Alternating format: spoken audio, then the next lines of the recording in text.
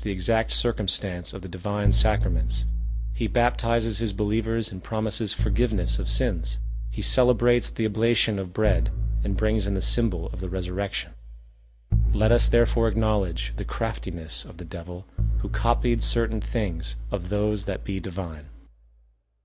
What is truly sad, however, is that when we cease the idea that the stories from Christianity, Judaism, Islam, and all the others are literal history, and accept them for what they really are, which are purely allegorical expressions derived from many faiths, we see that all religions share a common thread, and it is this unifying imperative that needs to be recognized and appreciated.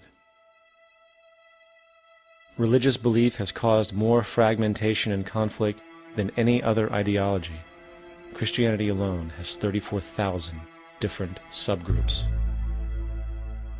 The Bible is subject to interpretation. When you read it, you say, I think Jesus meant this. I think Job meant that. Oh no, he meant this. So you have the Lutheran, the Seventh-day Adventist, the Catholic, and a church divided is no church at all. And a church divided is no church at all. And this point on division, which is a trademark of all theistic religions, brings us to our second failure of awareness, the false assumption of separation through the rejection of the symbiotic relationship of life. Apart from the understanding that all natural systems are emergent, where all notions of reality will be constantly developed, altered, and even eradicated, we must also understand that all systems are, in fact, invented fragments, merely for the sake of conversation. For there is no such thing as independence in nature. The whole of nature is a unified system of interdependent variables, each a cause and a reaction, existing only as a concentrated whole. You don't see the plug connected to the environment, so it looks like we're free, wandering around. Take the oxygen away, we all die immediately. Take plant life away, we die. And without the sun, all the plants die. So we are connected. We really must take into account the totality. This isn't just a human experience on this planet. This is a total experience. And we know we can't survive without plants and animals. We know we can't survive without the four elements, you know. And so when are we going to really start taking that into account? That's what it is to be successful. Success depends on how well we relate to everything around us. I'm very aware of the fact that my grandson cannot possibly hope to inherit a sustainable, peaceful, stable, socially just world unless every child today growing up in Ethiopia, in Indonesia, in Bolivia, in Palestine, in Israel also has that same expectation. You got to take care of the whole community or you're going to have serious problems. And now we have to see that the whole world is the community, and we must all take care of each other that way. And it's not just a community of human beings. It's a community of plants and animals and elements. And we really need to understand that. That's what's going to bring us joy, too, and pleasure. That's what's missing in our lives right now. We can call it spirituality, but the fact of the matter is joy comes from that bliss of connectedness. That's our God spirit. That's that side of ourselves that really feels it. You can feel it deep inside you. It's this amazing, wonderful feeling. And you know it when you get it. You don't get it from money. You get it from connection. Now, if that isn't a hazard to this country, how are we going to keep building nuclear weapons? You know what I mean? What's going to happen to the arms industry when we realize we're all one? It's going to fuck up the economy. The economy that's fake anyway. The economy that's fake anyway. The economy that's fake anyway. The economy that's fake anyway. The economy that's fake anyway. Which would be a real bummer. You can see why the government's cracking down on the idea of experiencing unconditional love.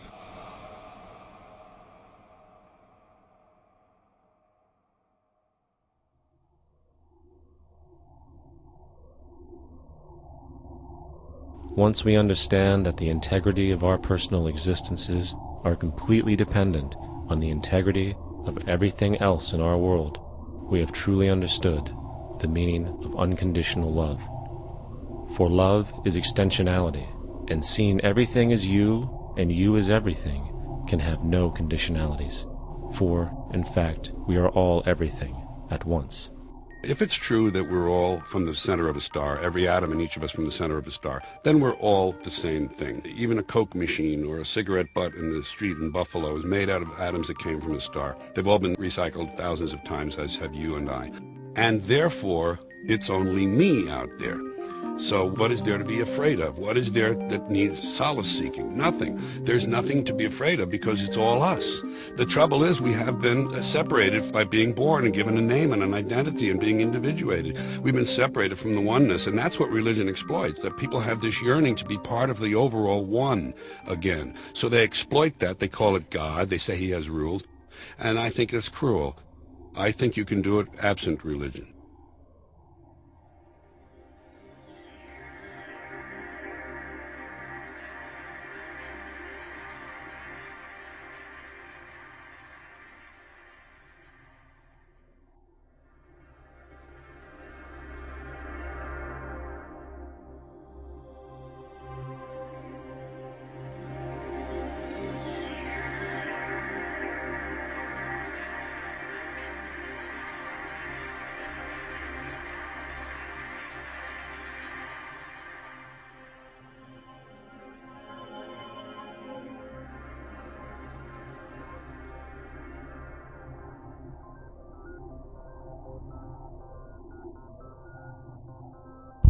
It's time to claim the unity our outmoded social systems have broken apart, and work together to create a sustainable global society where everyone is taken care of and everyone is truly free. Your personal beliefs, whatever they may be, are meaningless when it comes to the necessities of life. Every human being is born naked, needing warmth, food, water, shelter. Everything else is auxiliary. Therefore, the most important issue at hand is the intelligent management of the Earth's resources. This can never be accomplished in a monetary system, for the pursuit of profit is the pursuit of self-interest, and therefore imbalance is inherent. Simultaneously, politicians are useless, for our true problems in life are technical, not political. Furthermore, ideologies that separate humanity, such as religion, need strong reflection in the community in regard to its value, purpose, and social relevancy. Hopefully, through time, religion will lose its materialism and basis in superstition and move into the useful field of philosophy. The fact is, society today is backwards, with politicians constantly talking about protection and security rather than creation, unity, and progress. The U.S. alone now spends about $500 billion annually on defense. That is enough to send every high school senior in America to a four-year college. In the 1940s, the Manhattan Project produced the first true weapon of mass destruction. This program employed 130,000 people at an extreme financial cost. Imagine what our life would be like today if that group of scientists, instead of working on a way of killing people, worked on a way to create a self-sustaining, abundant world. Life today would be very, very different if that was their goal. Instead of weapons of mass destruction, it is time to unleash something much more powerful. Weapons of mass creation. Our true divinity is in our ability to create, and armed with the understanding of the symbiotic connections of life, while being guided by the emergent nature of reality, there is nothing we cannot do or accomplish. Of course, we face strong barriers in the form of established power structures that refuse to change. At the heart of these structures is the monetary system. As explained earlier, the fractional reserve policy is a form of slavery through debt, where it is literally impossible for society to be free. In turn, free market capitalism in the form of free trade uses debt to imprison the world and manipulate countries into subservience to a handful of large business and political powers. Apart from these obvious amoralities, the system itself is based on competition, which immediately destroys the possibility of large-scale collaborations for the common good, hence paralyzing any attempt at true global sustainability. These financial and corporate structures are now obsolete, and they must be outgrown. Of course, we cannot be naive enough to think that the business and financial elite are going to subscribe to this idea, for they will lose power and control. Therefore, peaceful yet highly strategic action must be taken. The most powerful course of action is simple. We have to alter our behavior to force the power structure to the will of the people. We must stop supporting the system. The only way the establishment will change is by our refusal to participate, while continuously acknowledging its endless flaws and corruptions. They're not going to give up the monetary system because of our designs of what we recommend. The system has to fail, and people have to lose confidence in their elected leaders. That will be a major turning point if the Venus Project is offered as a possible alternative. If not, I fear the consequences. The trends now indicate that our country is going bankrupt. The probability is our country will move toward a military dictatorship to prevent riots and complete social breakdown. Once the U.S. breaks down, all the other cultures will undergo similar things. As of now, the world financial system is on the brink of collapse due to its own shortcomings. The Comptroller of Currency stated in 2003 that the interest on the U.S. national debt will not be affordable in less than 10 years. This theoretically means total bankruptcy for the U.S. economy, and its implications for the world are immense. In turn, the fractional reserve-based monetary system is reaching its theoretical limits of expansion, and the banking failures you are seeing are just the beginning. This is why inflation is skyrocketing, all debt is at record levels, and the government and Fed are hemorrhaging new money to bail out the corrupt system. For the only way to keep the banks going is by making more money. The only way to make more money is to create more debt and inflation. It is simply a matter of time before the tables turn, and there is no one willing to take new loans, while defaults grow, as people are unable to afford their current loans. Then the expansion of money will stop, and contraction will begin on a scale never before seen, ending a century-long pyramid scheme. This has already begun. Therefore, we need to expose this financial failure for what it is, using this weakness to our advantage. Here are some suggestions. Expose the banking fraud. Citibank, J.P. Morgan Chase, and Bank of America are the most powerful controllers within the corrupt Federal Reserve System. It's time to boycott these institutions. If you have a bank account or a credit card with any of them, move your money to another bank. If you have a mortgage, refinance with another bank. If you own their stock, sell it. If you work for them, quit. This gesture will express contempt for the true powers behind the private banking cartel known as the Federal Reserve, and create awareness about the fraud of the banking system itself. 2. Turn off the TV news.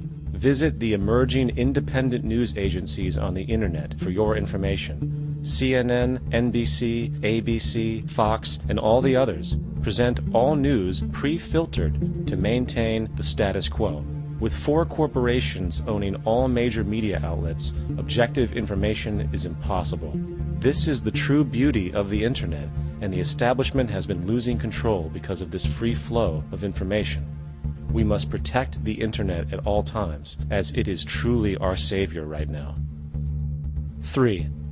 Don't ever allow yourself, your family, or anyone you know to ever join the military.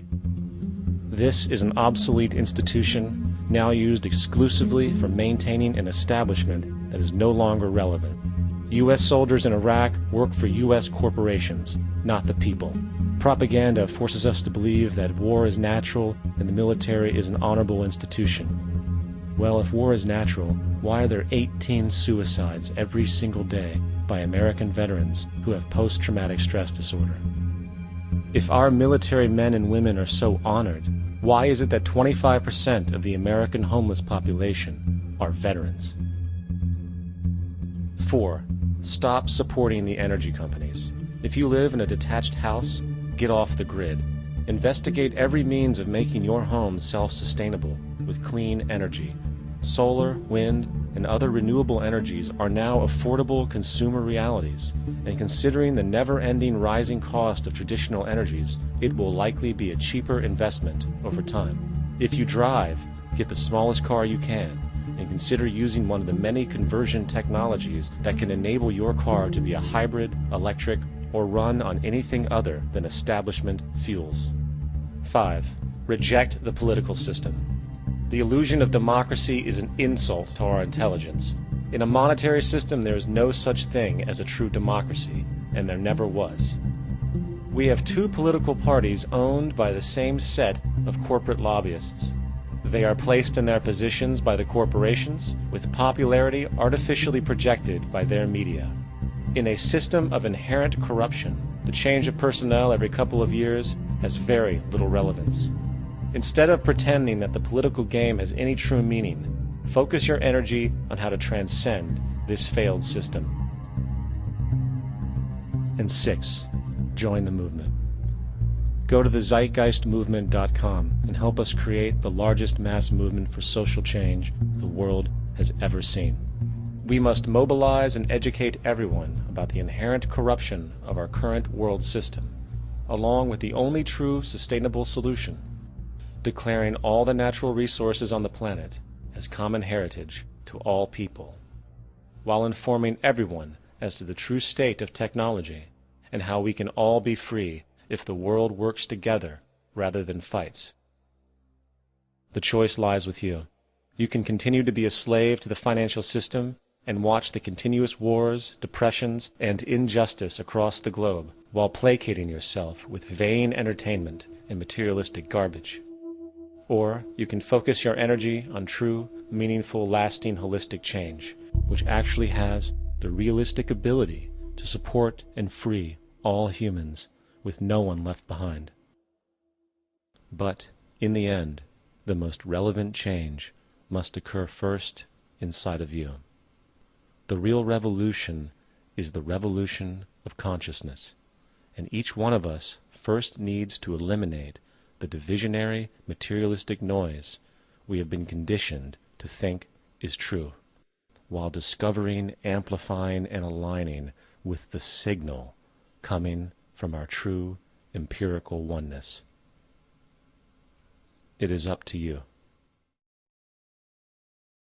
What we are trying in all these discussions and talks here is to see if we cannot radically bring about a transformation of the mind.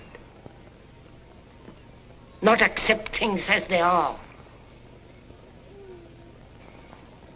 but to understand it, to go into it, to examine it. Give your heart and your mind with everything that you have to find out a way of living differently.